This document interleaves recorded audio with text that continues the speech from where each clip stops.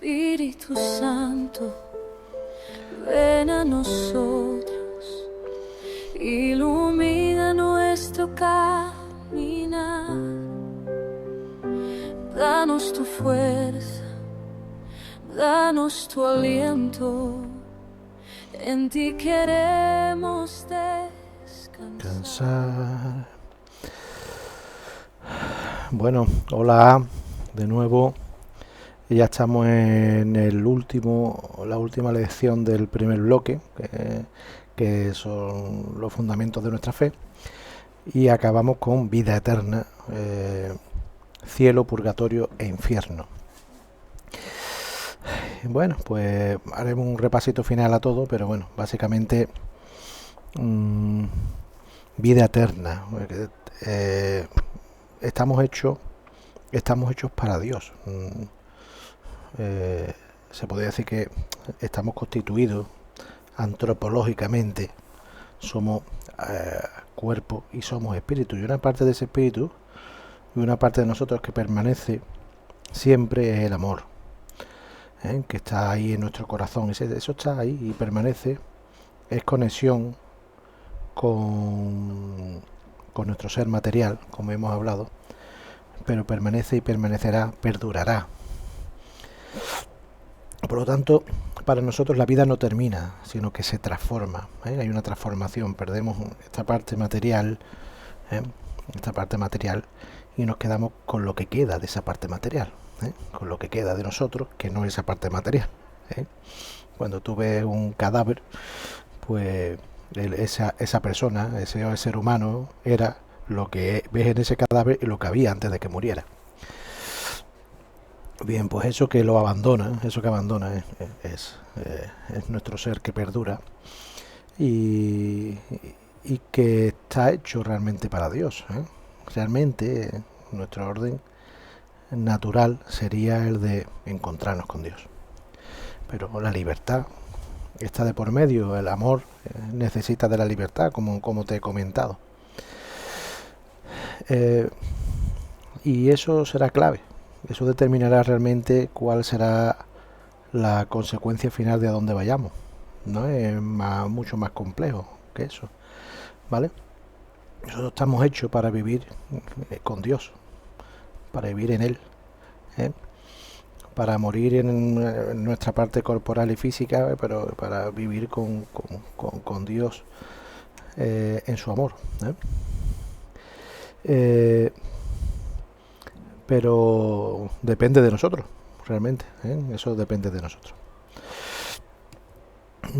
Cuando nosotros dejamos nuestro cuerpo, cuando fallecemos en esta tierra, cuando pasamos a ese otro estado, no se puede decir lugar porque no es algo físico, a ese otro estado, pues bueno, digamos que hay un juicio particular y un juicio final. El juicio particular es ese en el que nosotros, en un momento de la muerte, pues veremos cómo en nuestra vida seremos juzgados, cómo ha sido nuestra vida. Y no es una cuestión, es un error en pensar en recompensa y castigo, ¿no? Eso es un error, sino es una cuestión más, se nos valorará más en cuanto a cómo se ha acogido o se ha rechazado el amor de Dios en nuestro corazón, cómo hemos recibido ese amor en nuestro corazón o cómo realmente lo hemos rechazado, lo hemos rechazado. De eso va el juicio particular.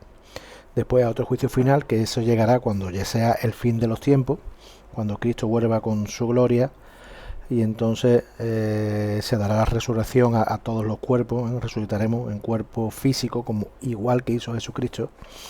Y entonces habrá un juicio universal. Todas estas cosas se desprenden sobre todo del Apocalipsis, de la lectura del Apocalipsis.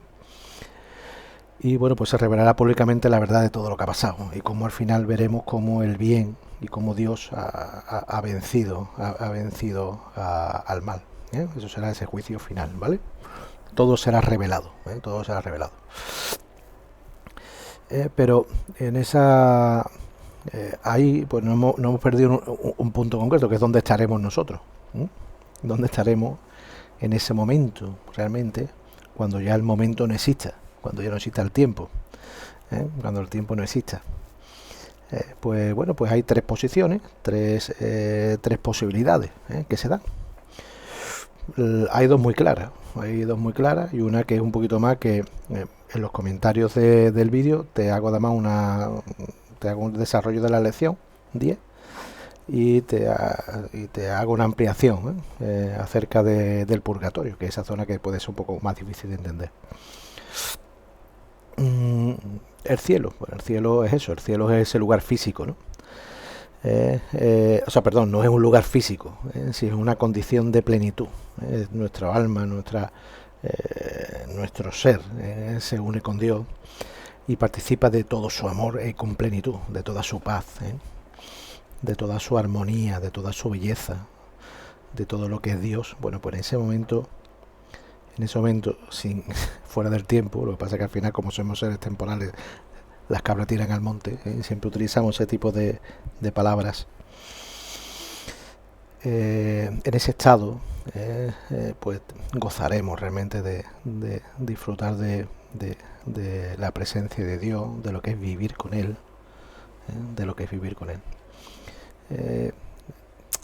se dice que ni ojo vio ni oído vio lo que Dios tiene preparado para los que estén con Él, ¿no? O sea, no somos capaces de entender hasta qué punto será la vida, porque es la vida, no es la muerte, es la vida con Dios, ¿vale? Después hay un estado intermedio que es el purgatorio. El purgatorio, digamos, es como un camino de purificación, ¿vale? Es que en sí es lo que se muestra ahí como es realmente la misericordia de Dios, Dios muestra su misericordia para quienes mueren en gracia, o sea, mueren en su amor, pero necesitan un proceso de purificación. Esto tiene un sentido, que es que nada puede haber en Dios impuro. ¿Me explico? Como cuando nosotros vamos a recibir al Señor en la comunión, necesitamos confesarnos, tener nuestra alma completamente limpia. No podemos recibir al Señor con impureza, o sea, con pecado, con nuestro alma en pecado. Para eso sirve eso, para lavarnos, para lavarnos en la sangre de Cristo, que es por lo que realmente murió por nosotros, para que nosotros pudiéramos redimirnos, pudiéramos ser recuperados a Dios. Y eso se hace a través de un sacramento que es el sacramento de la penitencia. Nosotros pedimos perdón a Dios a través del sacerdote de nuestros pecados, haciendo un examen de conciencia en el dolor de los pecados, y con una fuerte convicción de no intentar no volver a caer otra vez en lo mismo, básicamente. Y en ese proceso tan íntimo, tan maravilloso, tan de amor, ¿no?, como es pedir perdón, pues recibimos siempre, pase lo que pase, el perdón de Dios. Y limpiamos nuestra alma para poder recibir a Dios. Ese es un proceso, el proceso que tenemos en nuestra vida de acercamiento a Dios, de estar con Él, pero cuando ya nuestra alma deja nuestro cuerpo, pues digamos que ya no hay posibilidad de hacer nada más, ahí es lo que hay. Y realmente de todo el pecado que se ha ido cometiendo, pues ha generado heridas.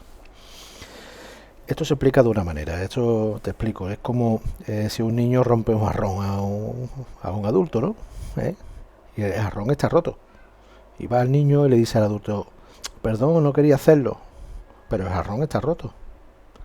¿Sí? O sea, hay una duda, el adulto puede perdonarlo, yo te perdono, pero el jarrón, hay una consecuencia al final, el jarrón está roto. Y ese jarrón se tiene que restituir de alguna manera. Y Dios es capaz de restituir y hacer del jarrón un jarrón nuevo, ¿vale? Pero eso es un proceso, El purgatorio es ese proceso, no es un castigo, ¿vale? No hay que entenderlo como eso, sino un proceso de transformación en el amor, para que nuestro ser se acomode a la realidad de Dios, se acomode, se iguale, llegue a prepararse. Y un proceso temporal, en este caso ahí se vive el tiempo, seguimos viviendo y contemplando el tiempo, porque es necesario que en ese tiempo nosotros vayamos creciendo, evolucionando hasta conectar, hasta realmente purificarnos, perdón, hasta purificarnos. Es como un fuego, ¿no?, que va limpiando esas impurezas, ¿no? Y no un fuego que limpia por castigo, sino es por amor, siempre por amor. Y de hecho a las almas benditas del purgatorio pues las tenemos muy, a las personas que están ahí, o a personas que son difuntos nuestros, que las tenemos, pues seguimos rezando por ellos por eso, porque hay una conexión en esta. ¿Te acuerdas que te comenté lo de las tres iglesias, ¿no? La iglesia militante, la iglesia purgante, que es esta, y la iglesia triunfante. Bueno, pues esa conexión entre la iglesia militante, que somos nosotros, y la iglesia purgante, en la que gracias que nosotros conseguimos, se las podemos ofrecer a Dios por esas almas, que ya no pueden hacer nada, pero nosotros sí, aquí en la tierra, podemos ofrecer misa, podemos ofrecer pequeños sacrificios, como puede ser, yo que sé, retrasar agua. Tengo sed, voy a beber un vaso, bueno, retraso, hecho por las almas benditas del purgatorio.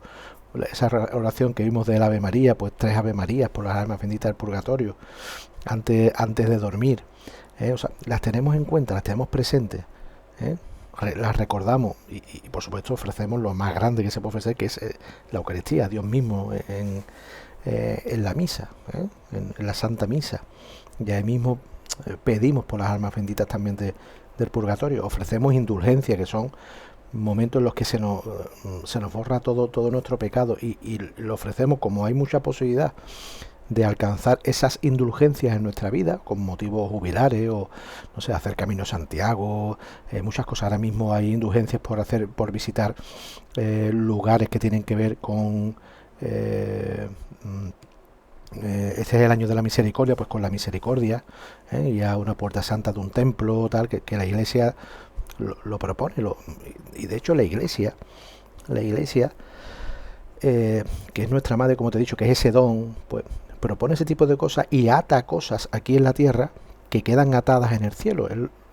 Así se lo dijo el Señor a Pedro, ¿no? Lo que ates en la tierra quedará atado en el cielo, y lo que lo desates en la tierra quedará desatado en el cielo.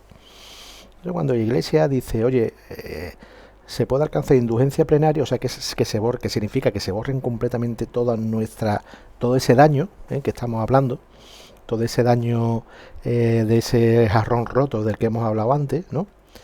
Pues imagínate que la indulgencia plenaria es Dios hace ese jarrón nuevo, o sea, se nos borra completamente todo ese pecado. O sea, tú mueres después de una indulgencia plenaria y vas directamente al cielo, no pasas por el purgatorio. ¿Me explico?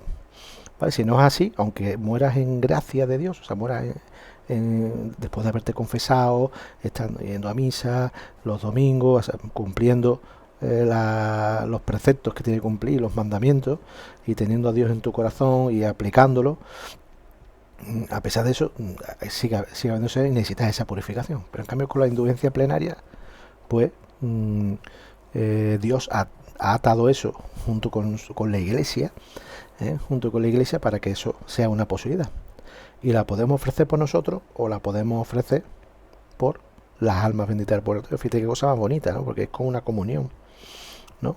Fíjate cuando llegas al cielo, o cuando tú falleces y te encuentras almas por las que has estado rezando durante toda tu vida. Qué cosa más bonita, ¿no? Tiene que ser eso, ¿no? Yo lo espero que sea así. Yo rezo por mucha gente en todas las misas, siempre una retaíla. Todas las personas a las que he ido a su entierro, a sus sepelios, o que las conozco, que están cercanas o tal, pues rezo por ellas todos los días en misa, ¿vale? Y después las indulgencias pues las presento pues por quien quiera, nuestra madre, por el alma más necesitada de todas ellas. Es una buena práctica de cristianos, digamos, ¿no? Y ese es el purgatorio, eso es el concepto de las indulgencias, y después pues tenemos esa tercera parte, que es el infierno, que existe. El infierno es la libre elección al rechazo a Dios, ni más ni menos. Es tener tu corazón orientado hacia otro lugar que no es Dios, y llenar tu corazón de cosas que no es Dios, ¿vale? Ya está, no es más ni más eso. Tú llegas, acaba tu peregrinar aquí en la tierra, y tú tienes tu corazón completamente vacío, y tus manos completamente vacías de obras de misericordia, de obras de... Puedes ser buena persona, pero Pero bueno, después está la misericordia de por medio, o sea que hay personas buenas que tienen una rectitud y que dejan obrar simplemente por buscar un bien ético. Pues de alguna manera Dios se compadece y Dios es misericordioso. ¿eh? Pero bueno, eso se queda ahí se queda al azar. Se queda al azar, no, perdón, a la incertidumbre. O sea, al final, si no pones la esperanza en Dios y estás viviendo de espaldas a Dios, pues puede pasar que estés en la línea ya en la que realmente Dios te diga, bueno, tú has elegido esto, ¿sabes? No, y no es un castigo, ¿me explico? Eso no es un castigo, no. O sea, el infierno no es un deseo de Dios, ¿vale? Es una elección radical del ser humano que se cierra al amor de Dios, ni más ni menos. Es la consecuencia de una libertad mal usada. Tenemos la libertad para elegir en el día a día. Lo usamos pues para tomar las decisiones que van en contra de lo que Dios nos está diciendo. Es nuestra ley natural. No hace falta siquiera ser cristiano para eso, ¿vale? Cuando se mata, se quema, se delinque, se va en contra de los hermanos, se llena uno de egoísmo para buscar su propio bien, su propio beneficio, en el que los demás no importan absolutamente nada. Dios no está ahí, ¿vale? Y por lo tanto el infierno es estado de separación eterna, ¿vale? Frente a todo bien. Una separación eterna de Dios frente a todo bien. Y bueno, el Señor habla muchas veces de él. En este caso, mira, te leo. ¿Cuánto llevamos? Poco tiempo. Sí. Mira, esto es una lectura del 24 de agosto, ¿vale?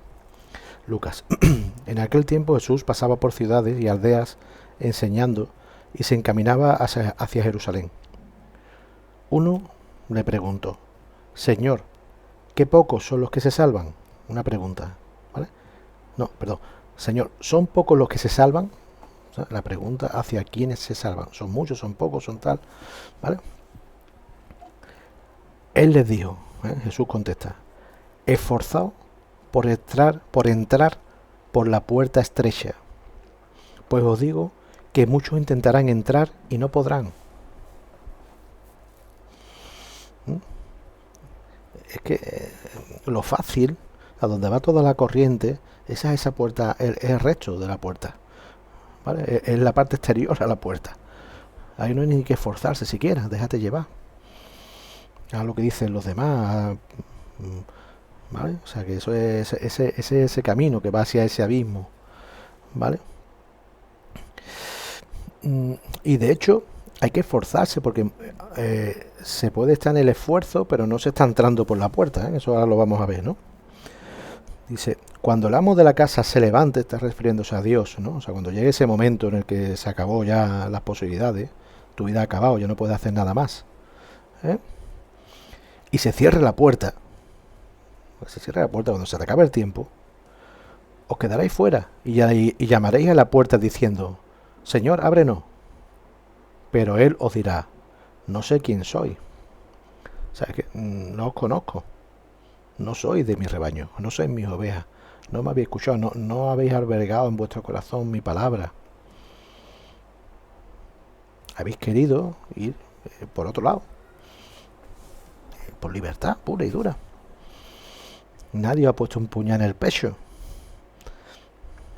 ¿Vale? Entonces os dirá, no sé quiénes sois. Entonces comenzaréis y diréis, comenzaréis a decir, hemos comido y bebido contigo y tú has enseñado en nuestras plazas. Pero él os dirá, no sé de dónde sois, alejaos de mí todos los que obráis iniquidad. Esto se refiere a que puede ser muchas personas que están dentro de nuestra estructura eclesial.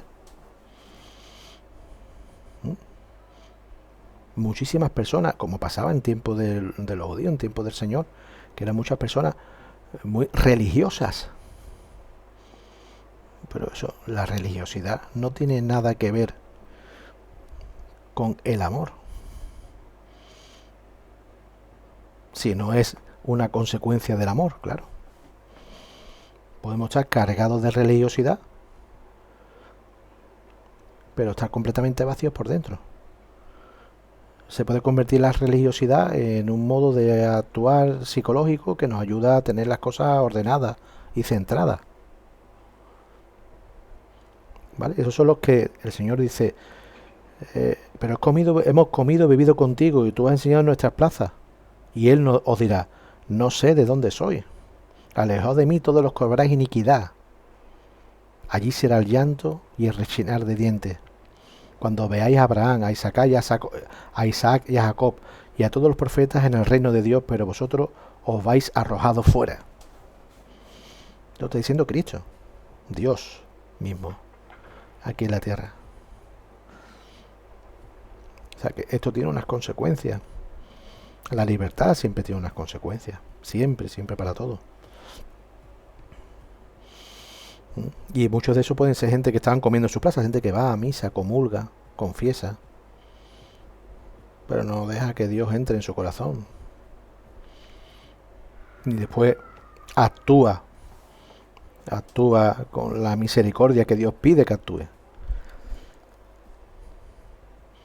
Por los hechos que salen del corazón, es por lo que realmente vamos a ser juzgados. De lo que sale de ese corazón. Tienes una vida acomodada en la religiosidad, pues a lo mejor Dios no te conoce. O tú no conoces a Dios. ¿No? Me explico, ¿no?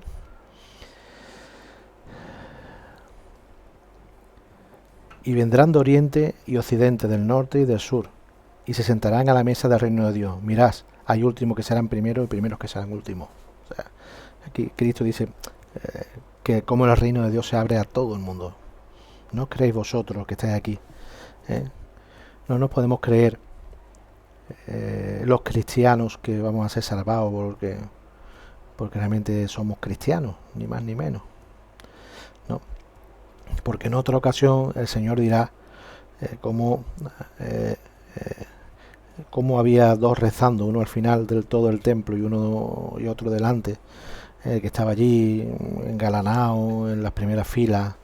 Señor, Señor, te doy gracias porque no soy como aquellos pecadores. Y podemos caer en eso. Fíjate. Claro, se cae en eso si no hay amor. El que estaba detrás, en el banco del final, Señor, perdóname. Señor, perdón. Porque soy un pecador. Perdóname, ayúdame. Dame tu gracia, dame tu fuerza. ¿Ves la diferencia? Y ahí estamos todos. Por eso hay últimos, que serán los primeros. Por eso hay que ser humilde de corazón. Esa es la clave. Humilde de corazón. Hay muchas personas que son muy sabias y al mismo tiempo son humildes de corazón. No tenemos por qué clasificar al que es sabio o no. Por ejemplo, a San Alberto Magno, uno de los doctores de la Iglesia, gran sabio. Pues ayer, en el último capítulo vimos lo de los santos, ¿no? Como son motivos, ¿no? Pues lee su vida y te darás cuenta de eso, ¿no? Aquí hay también un comentario, ¿no? ¿Qué deberíamos decir al Señor nosotros ante esto? Pues, por ejemplo, podríamos decirle esto: Señor, mi vida cristiana no puede ser de nombre, de fachada, sino auténtica, fiel, firme, comprometida, veraz. Quiero entrar por la puerta hacia la vida. Esa puerta eres tú. Puerta estrecha, es decir, puerta que me habla de amor y de entrega sin reservas y sin demora. Después lo haré.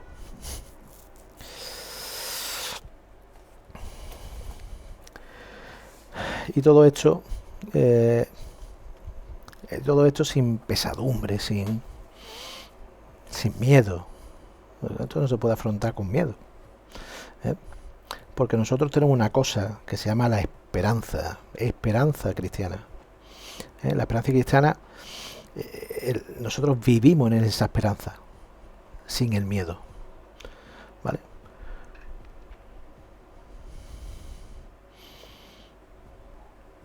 Y eso es porque el amor de Dios es mayor que el pecado, mucho mayor que nuestro pecado, ¿vale? Por lo tanto, la salvación está ahí abierta, la tenemos a nuestro alcance. Y esto es una cosa de gotita, de diario, ¿eh? de comenzar, recomenzar, de actos de contrición, de actos de examinarse uno todos los días. Es una práctica muy recomendable por la noche, examinarse uno todos los días. Si además si coges la liturgia de las horas y coges las completas por la noche, antes de ir a la cama, es una auténtica maravilla. O sea, es el examen de conciencia y se lee, te prepara, le pide ayuda al Señor también para pasar la noche. La recomiendo encarecidamente. Y bueno, poco más, ¿no? Poco más. Aquí que acabamos el bloque 1, los fundamentos de la fe cristiana, que han ido de las lecciones desde la 1 a la 10. Ahora empezaremos el bloque 2, que se centra en la palabra de Dios y la vida moral. Las lecciones que van desde la 11 a la 20. Empezaremos con la Biblia, entenderla como la inspiración divina, su estructura, tal, cómo leerla, en el capítulo 12, cómo leerla y meditarla, la palabra de Dios. Hablaremos de la meditación, cómo meditar, cómo orar. Después, aspecto fundamental, que es una columna de la Iglesia, es la tradición y el magisterio. Después entraremos en cuestiones prácticas ya con los 10 mandamientos, desde el 1 al 3, después del 4 al 10, en los capítulos 14 y 15. Después entraremos en lo que es el mandamiento del amor, amar a Dios y al prójimo, que es el resumen de toda la ley. Las bienaventuranzas, el pecado y conversión, el concepto de conciencia, la gracia, de la que ya hemos estado hablando mucho, pero de la que profundizaremos en ese momento, gracia y libertad, y después las virtudes teologales y cardinales. Este será el bloque 2, que será, espero, serán píldoras un poquito más cortitas, no tan largas como estas, pero es que en los fundamentos, esto tiene que ser como una pirámide, ¿no? Así, hacia arriba, en los fundamentos, la base tiene que ser más amplia, para que haya más estabilidad. Vale, pues vamos a ver dónde estamos aquí. Tenemos 27 minutos nada más, qué maravilla, esto va mejorando. Bueno, pues nada, que seguimos ya en el siguiente bloque, la lección 11. Espero que te haya quedado claro, que te haya gustado. Repasa, pregunta, no sé, anota. Quedamos cuando podamos para hablar, ¿vale? Y sobre esto es que, ya te digo, es un mundo maravilloso, eterno, infinito. Imagínate cómo meterlo en nuestra cabeza. Preferiblemente meterlo en nuestro corazón, que ahí no hay límites. No hay límites en el amor, fíjate, sí, en nuestra cabeza tiene límites. Es más, te estás acordando cosas y el cerebro desecha otros temas que ya no utiliza porque es así. Esto es una cuestión de optimización cerebral y neuronal. Y nada, recuerda al final este bloque lo que hemos hablado. Recuerda, fíjate ahí, ¿no? En esa línea del horizonte donde se une el cielo y la tierra, y no que quiera ser muy pesado. Es que realmente es la clave. Es que es la clave. Entender las verdades de fe desde el corazón. Desde la sabiduría que solo Dios te puede dar en ese corazón. Solo así se alcanza luz. La luz que ilumina a la razón, que ilumina a la voluntad, que te lleva a otro estado, más pleno, un estado pleno, no un estado material, un estado solo racional, físico, a ese estado espiritual que al final entra en armonía con todo tu ser.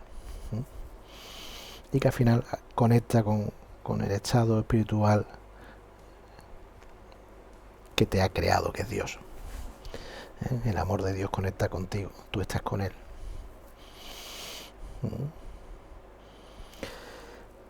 Y eso es ahí, en el corazón, en esa donde parece que según el cielo y la tierra, parece que es en el horizonte. Cuando veas la playa te acordarás, porque soy yo muy pesado, he sido muy pesado. Pero no es ahí, no en esa línea, es en nuestro corazón, cuando vivimos plenamente nuestra fe. ¿Sí? Cuando cogemos la fe y la hacemos vida, nuestra. Vale, pues nada, hasta aquí este bloque. Nos vemos en las dudas, preguntas y en la cervecita, los abstemios con una casera de por medio. Y nada, nos vemos. Hasta luego.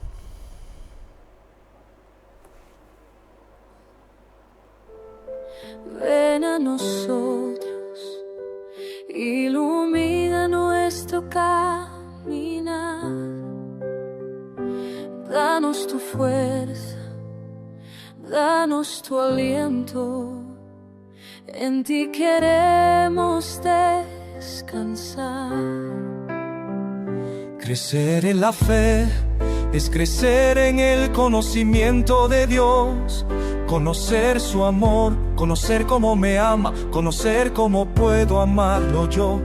Su presencia divina, su esencia cristalina, me transforma por dentro, me llena de contento. Su palabra me guía de noche y de día, su verdad me libera, con amor persevera. Donde se encuentra lo divino, donde habita lo eterno, no está lejos, no es distante, está aquí. En el ahora, en la línea y el horizonte, parece unirse el cielo y la tierra, pero donde verdaderamente se une es en tu corazón.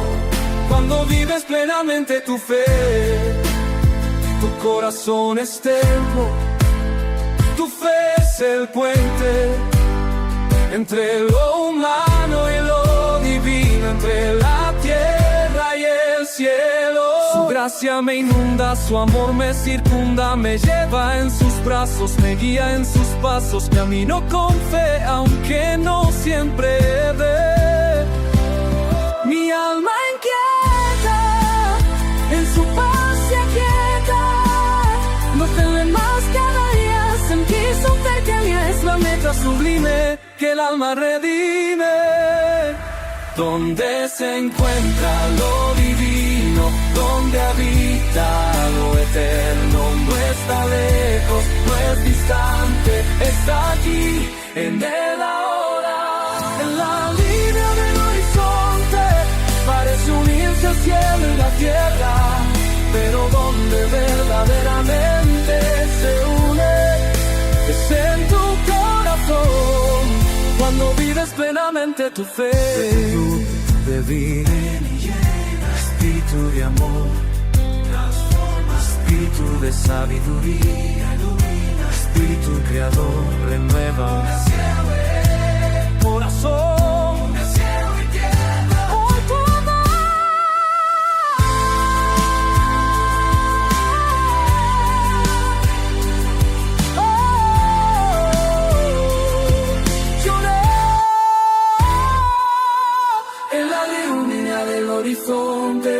Parece unirse el cielo y la tierra, pero donde verdaderamente se une es en tu corazón. Cuando vives plenamente tu fe,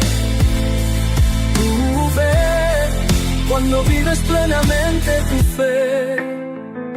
Espíritu Santo, mece en nosotros el cielo y la tierra en mi corazón,